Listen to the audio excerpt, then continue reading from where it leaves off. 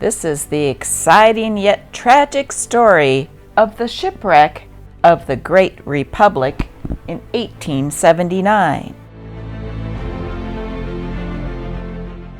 The accident happened only half a mile from its final destination.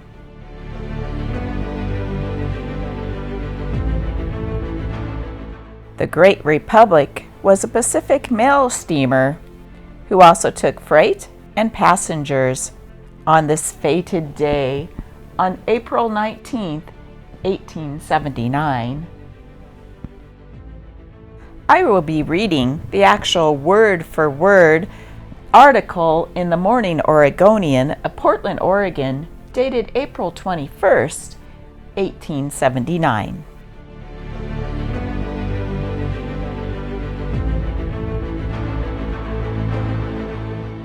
Astoria, April 19th. On Friday night, between the hours of 12 and 1 o'clock, the steamship Great Republic, Captain Carroll, grounded near the lower end of Sand Island while coming in.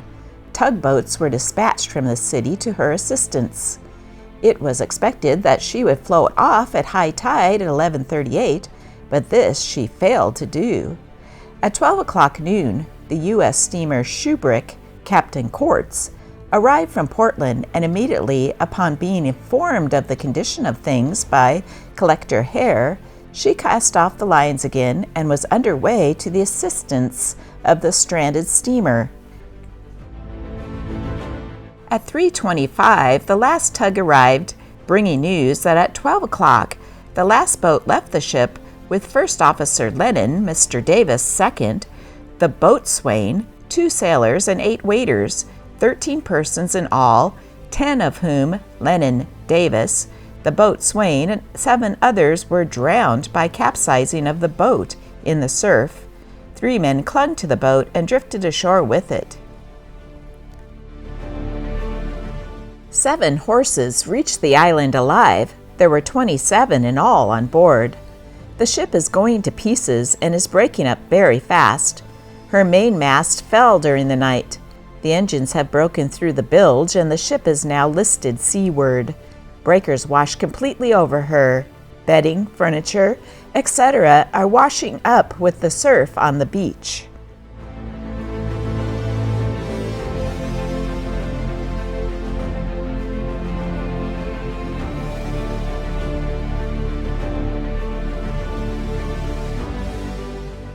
At 9 o'clock, a southwest gale set in, rendering it impossible for the tugs to get lines aboard the stranded vessel, making furious the beating waves and sealing her doom. The breakers dashing over her soon threw her on her beam's ends, and the ship began breaking.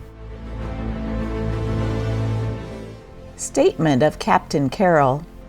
Captain Carroll of the lost steamer has just made the following statement to your reporter. I gave the steamer over to Pilot Doig at the automatic buoy at 11:30 Friday night. It was clear, starlit night, not a ripple on the water, which is smooth as a mill pond. We came over the bar on a slow bell all the way, crossed the bar all right, reaching the inside buoy in safety. The first and third officers, freight clerk, and myself were on lookout. I had a pair of glasses and was the first to discover Sand Island and found the bearings all right. I reported Sand Island to the pilot. He had not seen it. We ran along probably 2 minutes, and then I told the pilot that I thought we were getting too close to the island and that he had better haul her up. He replied, I think we are not far enough. A minute later, I told him to port your helm and put it hard aport, as I think you are getting too near the island. He made no reply, but run along about 5 minutes.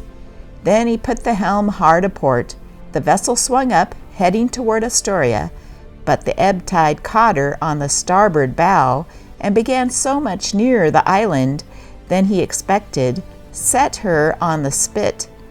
She went on so lightly that only a few knew it, but as the tide was falling, we had no chance to get the vessel off that night. Next tide on Saturday morning was a small one, and we were still unable to get off. The barometer was going down, indicating a storm. I sent Mr. Peck, the purser, in a small boat to the Canby for assistance and boats to remove the passengers.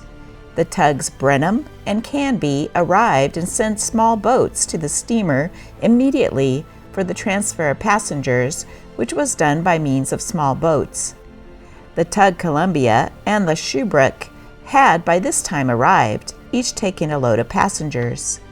The Brenham made 2 trips. The entire crew remained on board.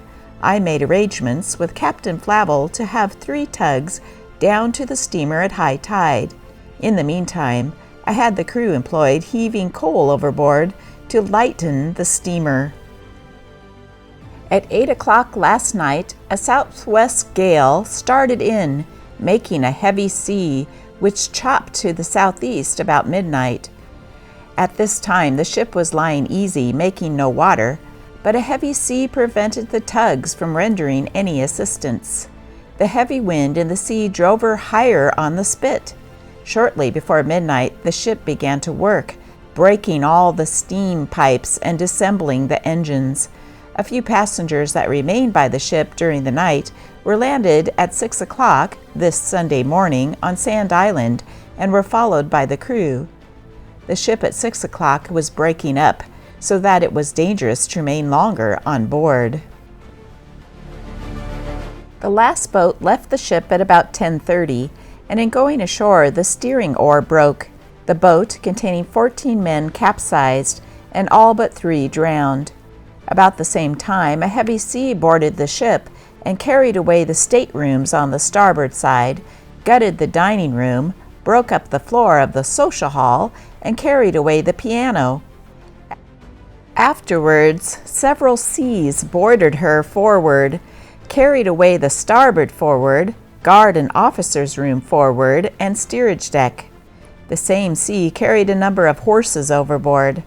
I remained until 5 o'clock this evening, when the pilot and myself lowered a lifeboat and came ashore. Before leaving the vessel, I went in the boys' room and found a waiter worn out and badly scared, and brought him with us ashore. All valuables and the ship's papers are, I think, saved. I return to the island on the morning and will endeavor to save all possible. I consider the cause of the wreck an error of the pilot's judgment and a miscalculation on his part as to the distance from the island. The ship is partially insured. Captain Carroll is greatly fatigued, and in giving the above statement showed great suffering from exposure.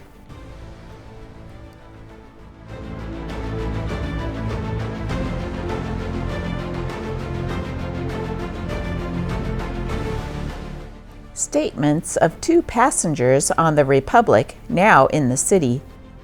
Mrs. T.S. Danuka of Boonville, Missouri, and J.N. Peterson of San Francisco, who were passengers on the ill-fated Republic, arrived in the city last night, are stopping at the St. Charles and were interviewed by the Oregonian representative.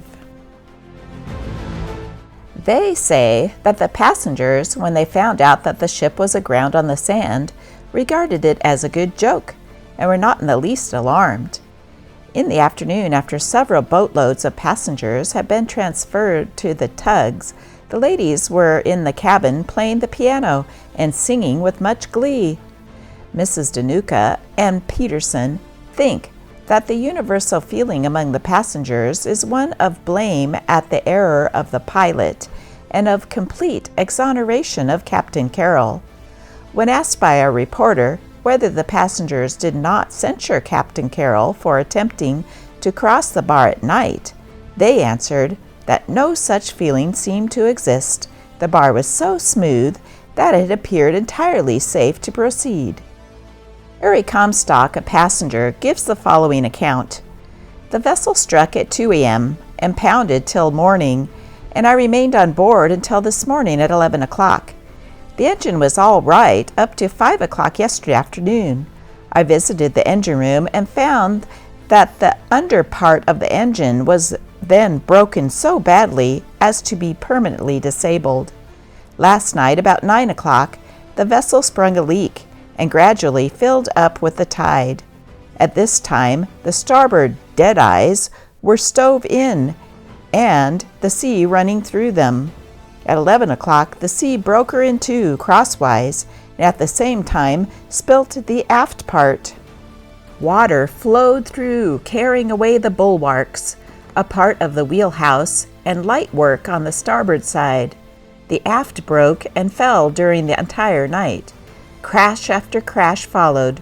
Tremendous waves washed over the vessel, presenting a terrific and appalling scene. 60 passengers and the crew still remained, but in good order prevailed. I never saw such bravery exhibited before as by Captain Carroll and the crew.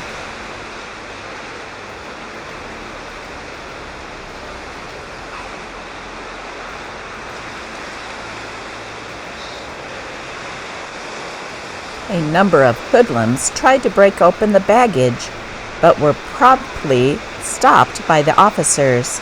I cannot attach blame to anyone. Prudence, then safety.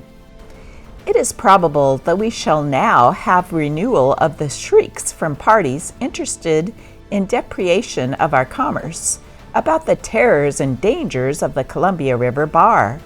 And yet, the loss of the great republic is such an event as is liable to happen anywhere under like circumstances. When common prudence is disregarded, there is no reason to expect or to claim exemption from disaster.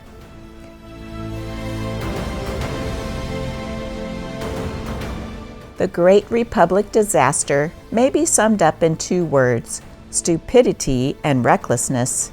It is unnecessary to weaken these words by any kind of circumlocution or attempts at explanation.